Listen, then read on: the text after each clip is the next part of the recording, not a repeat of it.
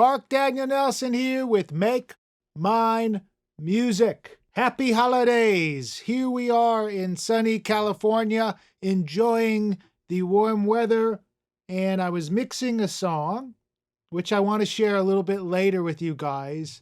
And there was one little trick that I reminded myself that I wanted to share. It's a simple trick. It's one of the tricks that I go after if I can't get it with clipping or some kind of other expansion process. This is a song by the artist Brendan Bartier. Great track. Really, really good track.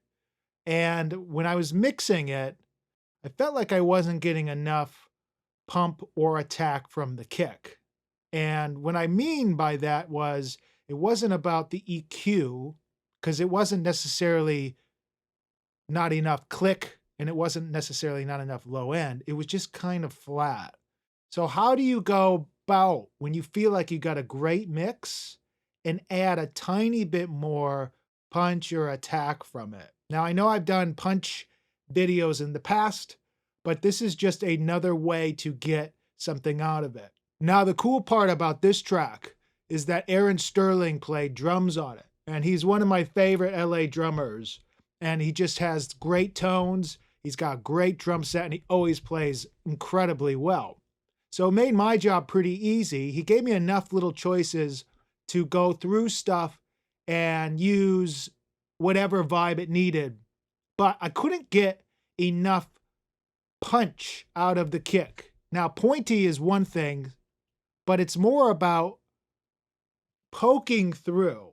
So it's not necessarily about the EQ that you would add or compression that you would add. It's about some kind of transient expansion. And the way that I use it is from this company, Oak Sound, who also makes Soothe too. And the plugin's called Spiff. Great name. The cool part about this guy that is different than, let's say, the Fab Filter Pro Q3, Eventide's new EQ, any expansion plugin that actually pulls out certain frequencies, or a transient designer in general, this seems to have its own color in general. Even if you're not doing anything to it, it just inserting it sounds really cool and good. Just like the Soothe plugin, it does add a little sound to it. The biggest thing I like about this, going on the graphic, is that I can choose the areas I want to either boost or cut. Now here on this track, it's the kick drum. So I'm obviously going to add a little bit more attack because it was actually needing it a little more than I wanted. And if I just added EQ, it just sounded clicky, almost like metal drumming. It just didn't sound right for the type of music it was. What I wanted to do was just bring out, after I felt like it was doing really well in the mix, bring out a tiny bit more and then parallel it. Instead of just having it full on, parallel it in that, parallel it, put it into parallel instead of trying to just use it and then having it fully colored. So by doing a parallel process, you're able to just get the fine detail you need out of it. First thing I want to do is talk about Delta. So for what I know, Delta is basically like the listen through feature. So it's doing similar thing to the Fab Filter, where you can go in and just listen to the area or what it's affecting. Also, one thing to notice, when I'm in Delta mode, I want to make sure my mix is all the way up so I can hear what it's doing. I'm going to pull it back down to the way I had it, but I want to keep it up now to show you what it's doing. Let's listen to the song first, and then we can go dive deeper into it and kind of break through and see what we're exactly doing to get what we need out of the spin.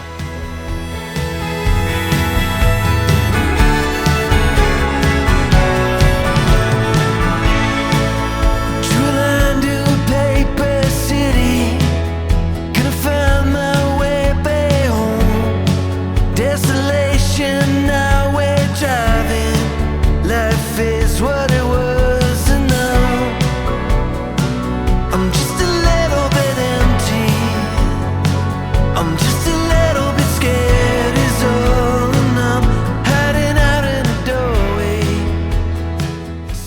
first thing I want to do is go back, solo the drum set, and then take out the Spiff plugin.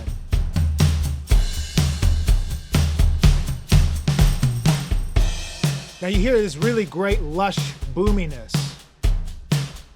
But if you add too much top into the kick, it just becomes clicky.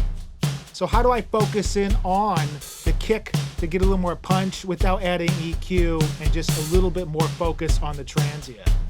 Spiff is your guy for that. So I'm gonna try it real quick and pop it in. And then out.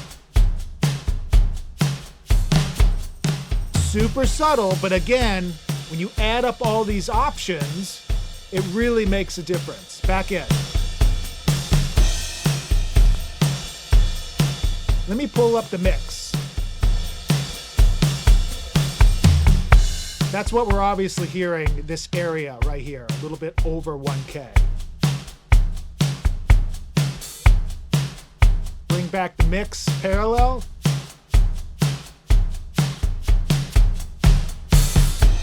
I'm just a little bit And out. I'm just a little unsure. Is all, and I'm hanging out in the doorway. Some baby bring Back in. Got me right where you want me. When we're dealing with this, I'm gonna set this in Delta mode so we can hear what it's doing. Turn up the mix all the way by itself. I'm gonna solo the kick drum and let's just listen to the actual pointy kick and see what it's doing.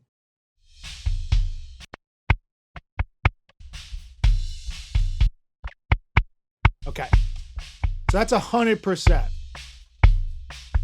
That's off. And that's considered the pointy kick that Aaron gave us. And if you see in my setup, I got a little bit of EQ, no compression, and then a little more Pro Q, which I think the session came in at. So how do I get a little more attack without adding more top end EQ? Now that's obviously a lot. So when we pull it back down,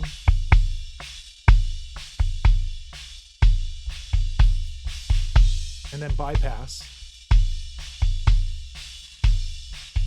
back in.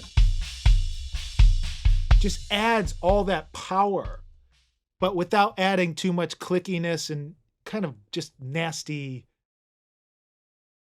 harsh top end frequencies. It's just focusing on the area that I really need to get out of it, and then I can parallel it. Now you can use this on different instruments, obviously. Vocals are cool, guitar's cool. This is really cool to fix acoustic guitars when they have squeaks and stuff like that. I also have this on my parallel drum bus, which I'll show you. So I'm gonna pull up the drums and then my parallel processed drum set. All the way down here. Let's listen to this.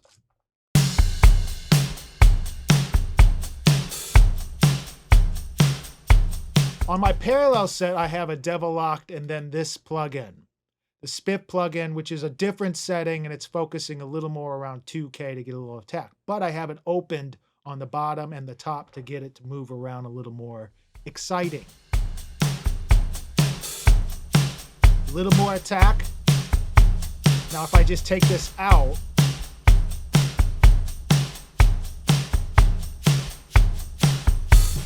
making a tiny bit more mono, but inside the track, there's a lot of guitars and stuff going on. It's interesting. I have a hi-hat going here, really hard left, and I don't do that a lot, but for some reason, this reminds me of a rocky Fleetwood Mac kind of drum part where Mick Fleetwood's playing the drums. So I like to have that really tight, ticky kind of hi-hat, hard left, and just kind of let it groove out. And pull it back in the track. I'm going to take it in and out of the parallel section. That's without parallel. Let's take out the Spiff on the parallel.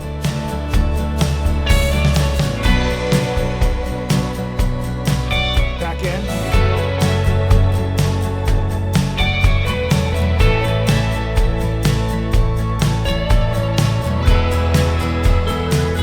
One thing that I really like about this song is that Brandon has a way of creating kind of atmosphere while retaining kind of power. And having Aaron playing on this the way he does, it's kind of just grooving like a Fleetwood Mac track with all these elements going around and dancing. Guitars, synthesizers, harmonica, keyboard stuff, all these instruments that are causing this dense amount of tracks with a very spaced out vocal. So what you need to do is try to make sure that your attack is still retained, but not adding too much where it's just really aggressive or annoying. Now again, I'm going to end up doing a course on this song, mixing it from scratch. So you guys who want to use this song as a reference, you can go in and try to make it do something different or use this and work on the technique on your own. Another trick. Thank you for watching and have a great holiday. Keep the chain on the tracks while